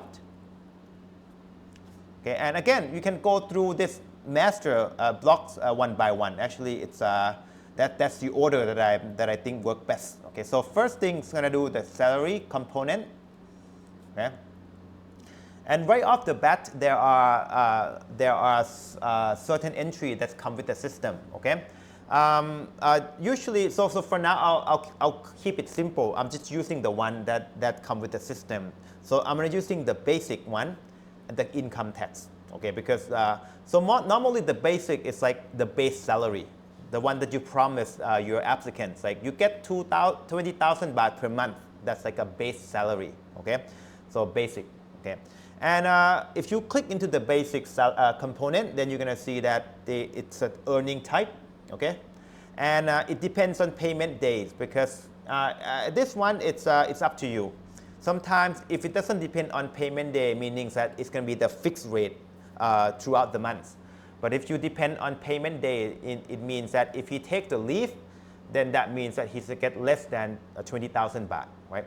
But usually for the office worker, we don't usually count the day, right? We should pay them, like the full month, right? As long as he doesn't violate the leave allocation. So I'm gonna take this one off because I want to pay him 20,000 baht roughly every month, as long as he's still a good employee. Okay, and this one is taxable, tax applicable. So this one will be important because I want to tax him based on like the rates that, that I set, okay? And that's about it for this one. Hit save, okay? Oh, I forgot the most important thing. Actually, for each of the component, you have to go down and you have to tell them like when you actually pay him, like what's this one's gonna go into like in terms of accounting. So, so I have to add the account, and this one is gonna be the expense, right? So the most, I guess the most appropriate one would be called salary, okay? Although you can create the another account like separate by department and things like that if you want to separate even further, but just use salary for now, shall we? So this one is expense type, okay? Hit save and you should be done, okay? So that's one thing, right? Another thing is I want to take care of the income tax a little bit because I want to show you how to, you know, automatically calculate the income tax, okay? And if you click into the income tax, you're going to see right away that the type is called deduction because this component is actually going to deduct the payment out from his payable stuff, okay? And this one, I would say that it doesn't depend on payment day per se, right?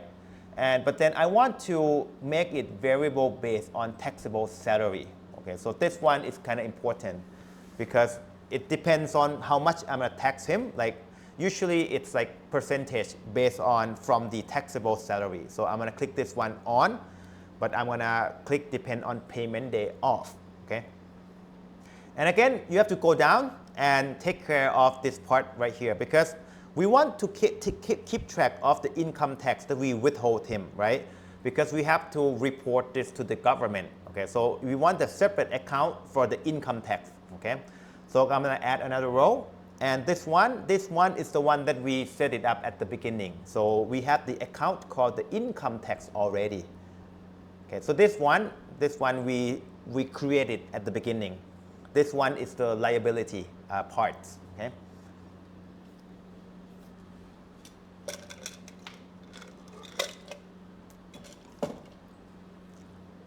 Okay, and I'm going to hit saved. And that's it for my component. So again, I'm only going to use this two, although you can add more like social security, you can add like benefits and things like that. There are many things that you should add for the actual salary components, okay? Okay, next up we're going to do structure, okay? This kind of mirror the leaf part. So you have the specific item, and you want the template for the whole structure, okay? So let me show you how to do this. I'm going to go to the salary and payout, and then I'm going to go to the structure right here.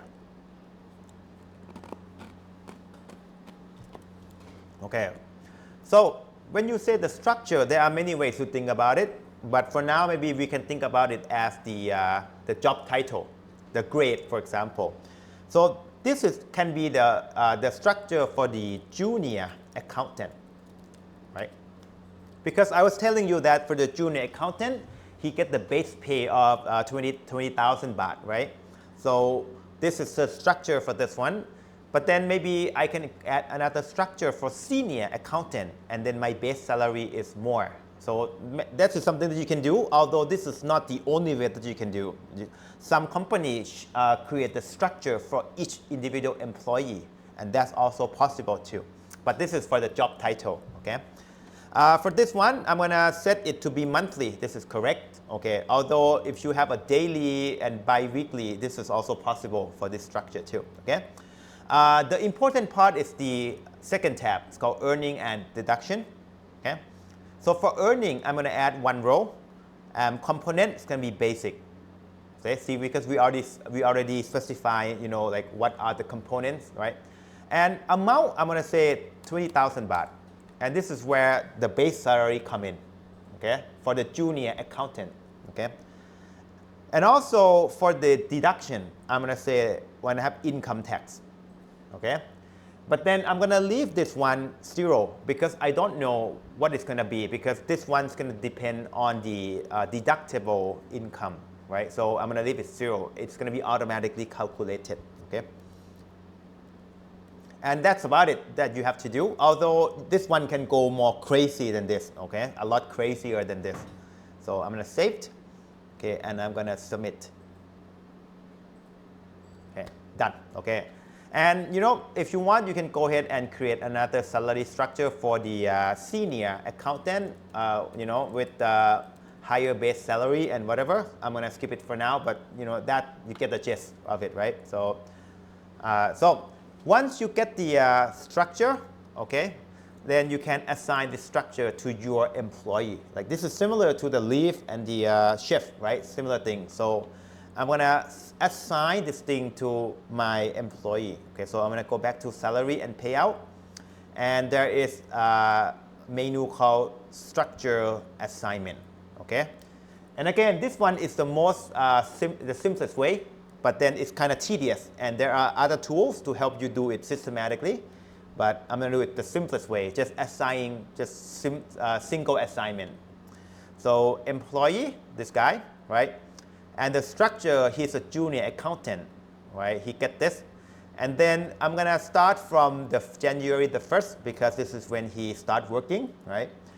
And again, I need to take care of this one, income tax. So actually, I skipped this step a little bit. Yeah, I forgot this one. So maybe let me, because I forgot to put it in here. Income tax slab. Okay. So let me go back. Sorry. So I'm going to go back a little bit, and I'm going to take care of the tax first. Okay. So let me make back out. Okay. So you can just go back. Okay. What I want is actually this guy over here. So salary and payout, and then I'm going to do income tax. Okay. So I'm going to add the income tax. Okay. And this one, I think it's called like tax, withholding, salary withholding.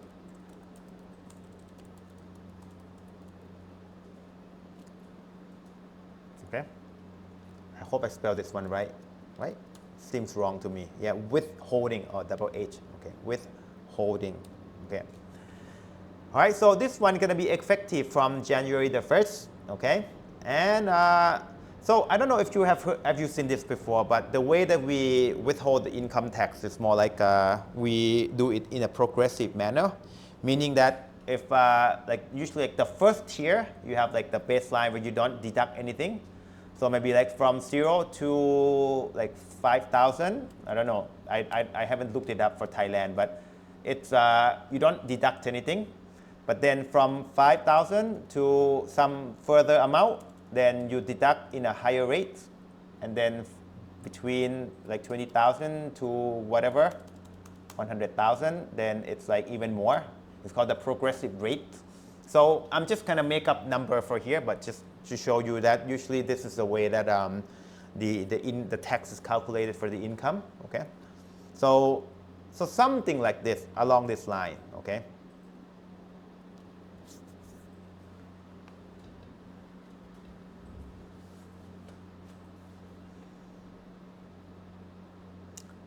Okay, and then I want to submit it. So make sure you submit it first too. Okay, submit it. Okay. And now we create the slab, right? And now we're ready to do assignment because we need both, okay? So I'm going to go back to salary and payout and revisit the assignment again. Just, okay? And then create the assignment and then employee, this guy, okay? And the salary structure, so junior accountant from date of January the 1st, okay? And then now I can do income tax slab because I forgot to do that, okay? And that's it. That's all you need to do, okay? Although there are many options that you can do if you want more fine-grained control. I'm just gonna not mentioning, skip this one for now. Usually this is fine for like a simple case, but once you start to do like a more complicated calculation, then all of this become useful, okay? But for now, I think it's suffice to just save and submit. Oh. Did I forget the payroll opening entries? Did I? I did not expect this one. Hold on. I don't know if you. Wait, but it got submitted already. So I'm not sure. I'm just gonna keep going. This is new warning for me. So without If it doesn't break anything, I'm just gonna keep moving, okay? But if it's breaking, then I might come back here again. Well, I don't know if you've seen the same thing as I do or not, okay? But I can submit it, so I should be able to go on, I think, okay? All right, I'm not sure, okay. All right, so once you do the salary assignment, then you can experiment with how you're gonna pay him, okay? So the next step is called salary slip, okay? So usually if you get employed every month, you get something called salary slip, and inside it will tell you like this is your payment and come from whichever item you get deducted by what, okay? And you can test that out by going to the salary slip in here. Although I think I forgot to do the payroll period, okay? So this one too. Man, I forgot too many things. Sorry guys. Payroll period, okay? Go back here. Payroll period. Okay, maybe I think the payroll period can go, it's actually go into the salary slip. So let me, let's just do this. Okay. Okay. Okay, so this one go here, and this one goes here. Okay, so right now, what I want to do is that I want to create the salary slip, like a single one, okay? So in order to do that, I need to set up the payroll period first. Okay, so I'm going to go back here, and it's right here. We're supposed to do that too. So why don't we do it? Okay, so payroll period. I'm going to do like Jan of 2026, which is starting date from 1st. So you can do like each month or something like that. Okay, something like that. And this one is important for the tax stuff, okay? That's why it's going to yell at me if I don't do the payroll periods, okay? All right, so this is time for, let's do the salary slip to see what happened. So next stop, I'm going to test if I can make it work. And this one, usually I have to experiment with this a lot. This is like the stuff that I have to iterate so many times to get this the way I want. And it's unavoidable because it's kind of hard to make everything work. So I'm going to add a new salary slip, right, for this employee, okay? And then I'm going to say this is going to be monthly start. Usually if you're on this particular month, then it's going to auto, starting from the first day of the month to the last day of the month automatically. So you don't have to do anything much. So next stop, I'm going to check the payment, okay? So right now, see this one, 24 working days. So right now, even if you notice that this is not even the whole month yet, right? But then this one is saying that he's working for 24 days. So I guess 24 days is the counting all the working day without the weekends and also the holiday. Okay. Oh, sorry. The working day is the day without the holiday and the weekend, and then the leave too. Okay. So it's counting the day. Regardless of the attendance, because this is how the payroll is based on. Okay, so there are many ways to count how many days people come to work, and this one is based on the leave. So if he has 4 days of leave and there are 30 days total, then he only work for there should be like 28 days total in January for working day, and then he skipped 4 days of leave. And then that's why he's working for 24 days.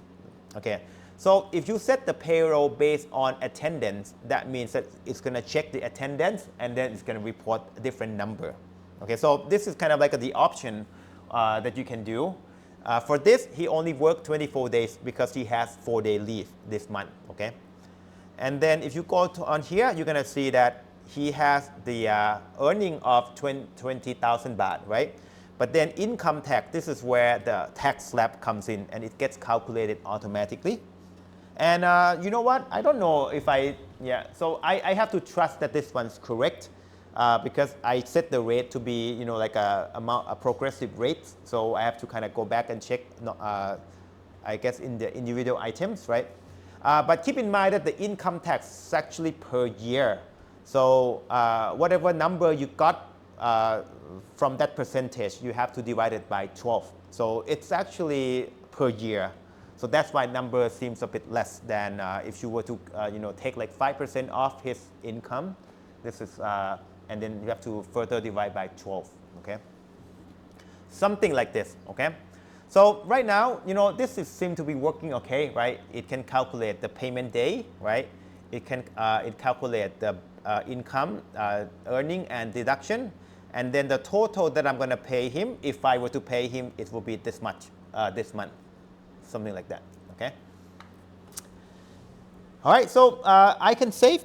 Certainly, I can save. I can submit, but I'm not going to do that because this is not really the way to do. Like the standard way to do is to go through what's called the payroll process. Okay. If you create the salary slip for each employee, that's kind of like the manual way of doing. But the better way is actually to do what's called the payroll. So the payroll is like the tools to pay everyone at once. Okay. So let me show you how to do payroll. Okay. All right, so I'm going to not submit the salary slip. So I'm even going to delete it. So actually, I don't have anything because I haven't saved it yet. All right. So I'm going to go to the payroll entry right here. So this is the last thing we're going to do today. Okay, so if you are tired, then you're almost done. Okay.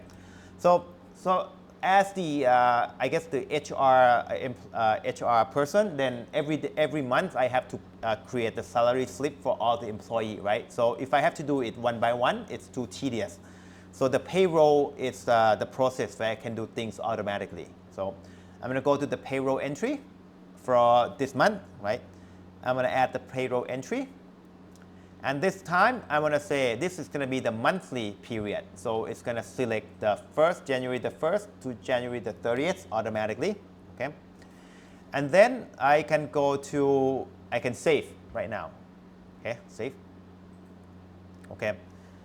And then once I saved it, you can see this one, get employee. So it's almost like this is kind of like the template, right? And then what am I going to apply this template to? So I can go to my employee tab right here, and then I can filter. So let's say I have a lot of employees, but then I want to pay particular department like accounts. So I choose accounts in here, right? And I get employee. So see, the system will go through the employee and choose the one that satisfy this filter. So for example, like I can choose like I'm just gonna do the payroll for the accounts department, since we only have one person. So that's the only guy we have. Right? And once we're done, then we can create the salary slips. So as you can imagine that if you have like 20 people appearing right here, then if I hit this button, it's going to create the salary slip for all the 20 employees at the same time. So that's super convenient. Okay? So I can say create salary slip right here. Okay? And then once I created it, then I can go to my connection tab right here. So I don't want to submit them right now. So this one, I want to inspect what the salary slip is going to be. So what I can do is that I can go to the connection tab right here. And you can see that I have salary slip created. So I can go in here. And then I can see that this is a salary slip from this person right here. So if I click into it, then I can see that this one is similar to what we had before, right? 24 days, earning and deduction, similar to what we have, right? Okay, so we don't want to submit the salary individually, right? We want to submit everything at once once we inspect the salary slip, right? So we're going to go back here, okay? And then we're going to hit this button, Submit Salary Slip. So this one is particularly useful if you have a lot of employees. So it's going to submit all the slip at once. Okay, so I'm going to submit it like this. Boom. Okay. And then again, it's going to email the employee. So it's yelling at me that it cannot send any email because the system not setting up. Okay. So once we submit the salary slip, then we can go back to the journal.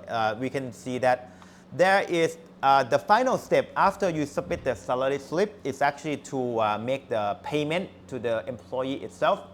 And in order to do that, you have to go do it, and then you can record that into what's called the journal entry. Okay, so it's called the bank entry.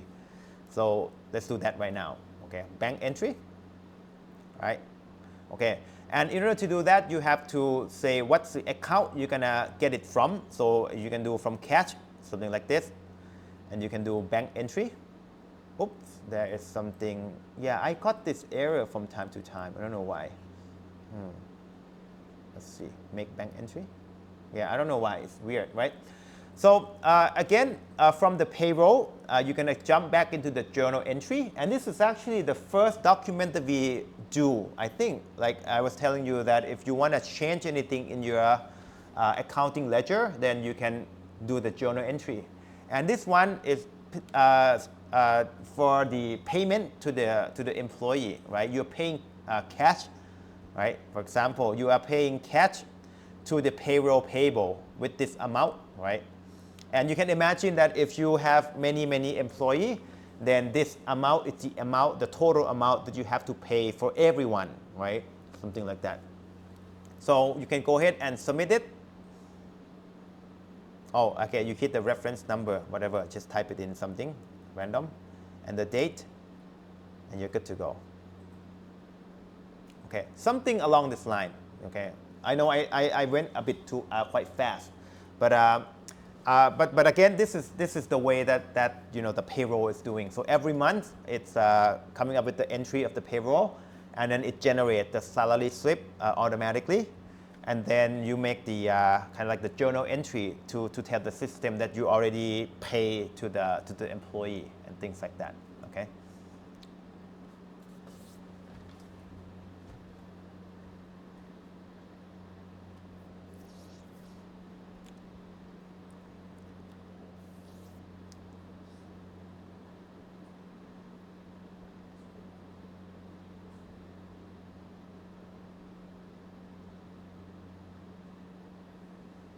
Okay.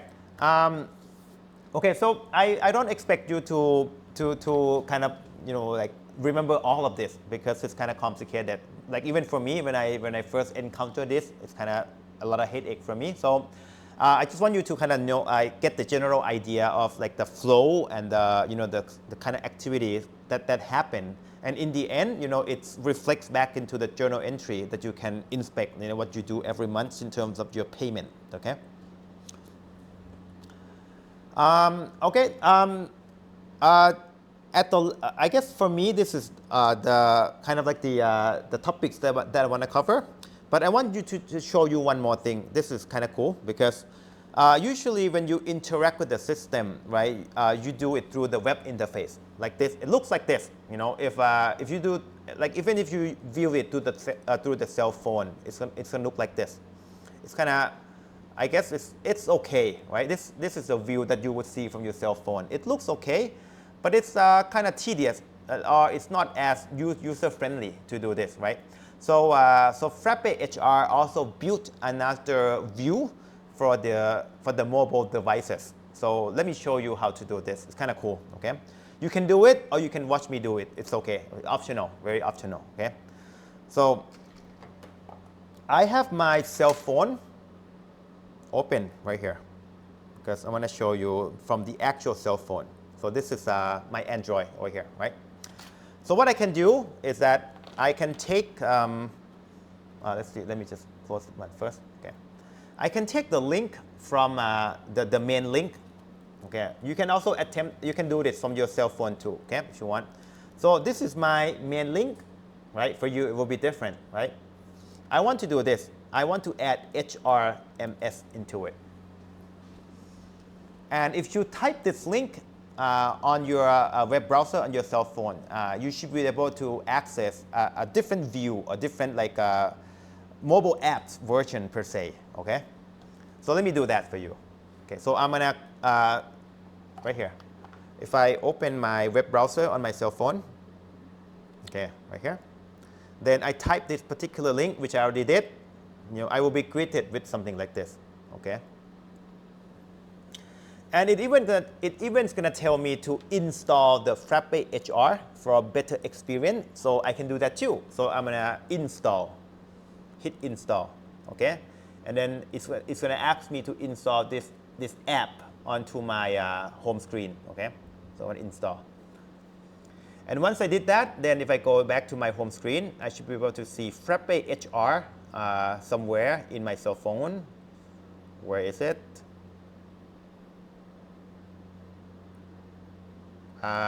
This one right here.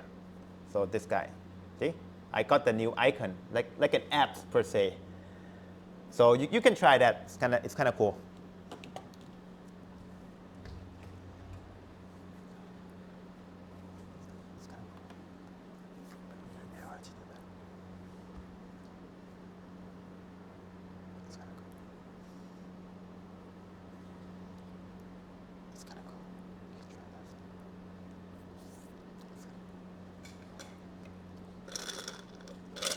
Oh, sorry, did I, okay. So make sure you type in your main link and then /HRMS, okay? And the first time you visit this link, it's gonna ask you to install. So if you hit install, then it's gonna create like icon for you in your, somewhere in your app drawers, I guess. I'm using Android, so I'm not sure what about the iPhone. I'm pretty sure it works on iPhone too, because this one is called the Progressive Web App, so it should work both devices. Yeah. Okay. So if you so later on, right, as an employee, so let's imagine that I'm an employee, right? So I can always hit my personal Frappe HR apps, right, and sign in. So right now you cannot sign in yet because you don't have account for the employee, right? For example, in my system, right, I have one employee called Tom Smith. Oh, let me go back here. If I go back to my like a main HR page, right, and I set up and I see my employee. So right now I want to simulate that I'm this guy, right? This guy needs a login. So right now if I click into his account, employee, right, he doesn't have user yet. He needs the user ID. Okay, so we're going to have to create the user for this guy. Okay, so why don't we do that so that we can simulate being him. Okay, so I'm going to create the user. Oh, sorry, actually, let's go to create from here, better. So I'm going to go to Frappe Frameworks, okay, and I'm going to go to users right here, user, and then user. So essentially just create a new account for the employee, okay? Right, so right now I only have one, right? So add a new users. And this time it's gonna be, let's use the same email that he has. So for me it will be tom@cmu.com. First name Tom Smith, okay? And saved. So for you it will be something else that you came up with, okay?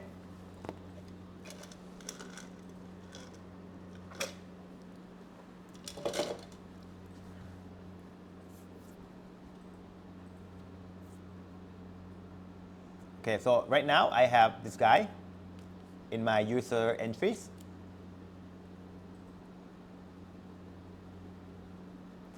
Okay, so I'm gonna.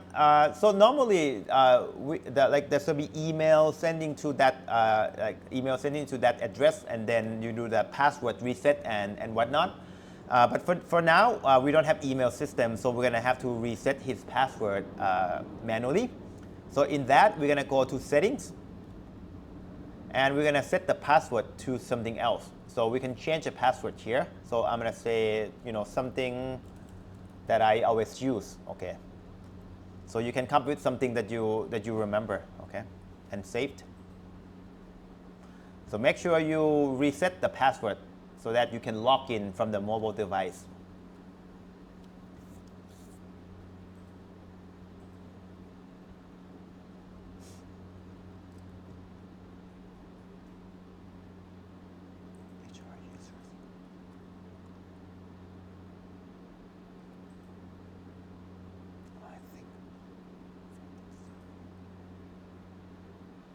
Okay, so settings, change password, okay.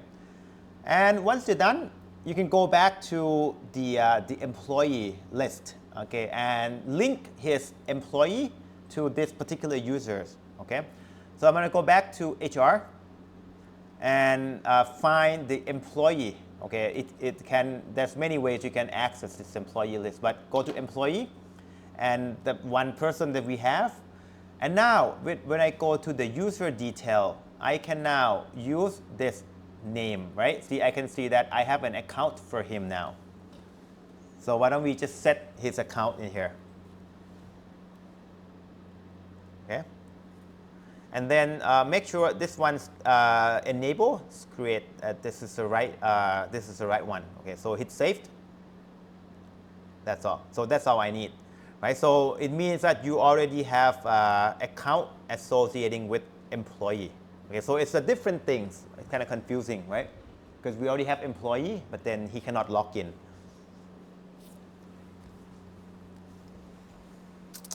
Okay, and once you did this, then you can go ahead and log in the application for real. Okay, the mobile apps, basically. So I'm going to say tom@cmu.com, and the password that I reset.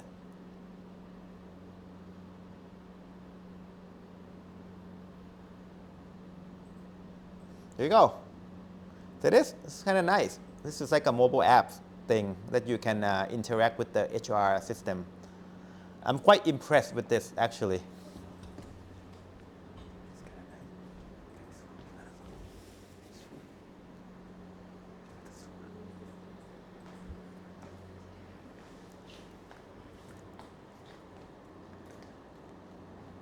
Wow, it's good. It's good. Okay. Yeah. So, and again, if you see the information in here, it's something that you already did from the system, right? For example, I can see my sick leave, right? Because there's the application that got creating under my name, right? And then it got approved. But typically, if you want to create the application, you can do it from here. So maybe we can do it from here too, right? We can make the leave application from here. So I'm going to go to the leave application here, right? And I can request a leave right here. And then I can, just do it from here, which is kind of cool, right? I can do it from here. And then maybe 27, right? Okay, and I want to do which part? I want to do casual one more time, right? And I want to save, right? This is how I submit my own leave application, right? And then the approval process will become through the email of the approver, right? So right now I can see the process of my leave application. Still open, right? Come here. And right now if I refresh, okay. See, when I view the list, then this one's still open, right?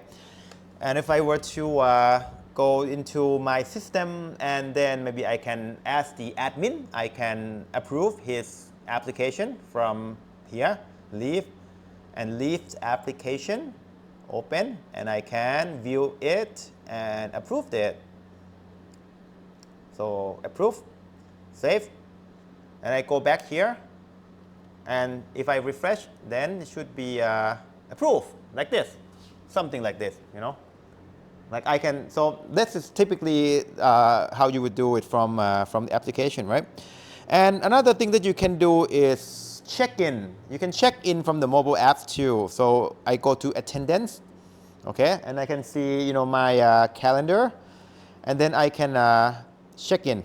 Where do I check in? I remember this. I remember that I can check in. Where is it? Oh, right here, actually on the first page. I can check in like this. I can check in and then confirm. Boop.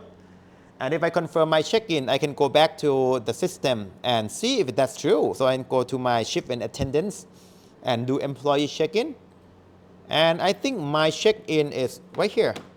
I just got it in the system too. So yeah, a check-in is done. Right, that's kind of nice, right? You don't even need the biometric if you have this app. So each employee can check in. Although it's kind of not a foolproof system, right? Because anyone can check in from anywhere, so might not be that useful if you need like a actual, if you need to trust You need to trust your employee in that case, okay? Another thing we can do is I can even view my salary because I just submit my payroll. So I go back to the salary tab in here. Okay, I can go to my salary and I can check that, oh, right now I got almost 20,000 baht, right? And I can see all of my information here and can download PDF and things like that. So pretty standard, but I thought it's done quite well. And this application was developed quite recently. So I'm quite impressed at the effort to do this, okay?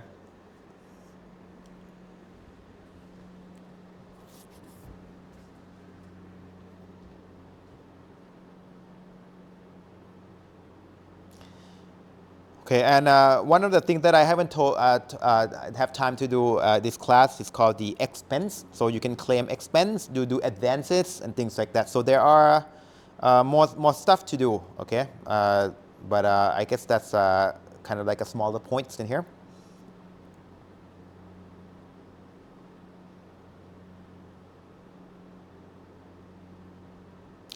Okay, so I think that will be it for today. I guess just to remind you that next class is going to be project presentation. So I expect that you guys come in ready with some presentation and just present it. Okay, and there will be some like questions and question periods and that's done. So if we finish soon, then I can teach you a little bit more about the other things like customization, maybe until, and well, depends on the time, okay, but we'll see. But be prepared with your presentation, okay?